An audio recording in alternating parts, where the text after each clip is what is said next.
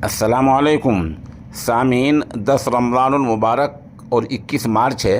ख़बर का उन्वान है कांग्रेस पार्टी के तमाम बैंक खाते बंद कर दिए गए हैं, सील कर दिए गए हैं।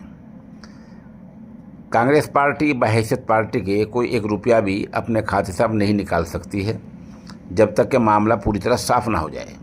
इस मामले को लेकर आज कांग्रेस पार्टी के चीफ मल्लिकार्जुन, साबिक सदर मोहतरमा सोनिया गांधी और क़यादतुर रहनुमा राहुल गांधी ने एक प्रेस कॉन्फ्रेंस की है। प्रेस कॉन्फ्रेंस में कहा है कि चुनाव से ऐन पहले, बिल्कुल पहले, इस तरह कांग्रेस पार्टी को अपाहज करना गैर जमहूरी तरीका है। प्रेस कॉन्फ्रेंस में कहा गया है कि अगर चुनाव लड़ने में सबको मुसावी बराबरी के मौके नहीं मिलेंगे तो चुनाव गैर जानिबदार नहीं हो सकता है।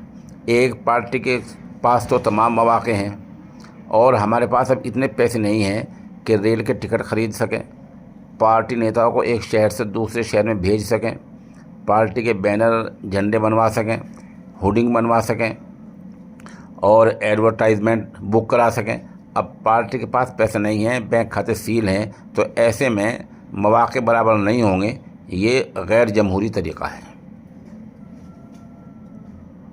प्रेस कॉन्फ्रेंस में अपील की गई कि जिन तंजीमों के हाथों में, जिन लोगों के हाथों में ये मामले हैं, वो खातों खोलें ताकि कांग्रेस पार्टी को बराबर के मौके मिल जाएं।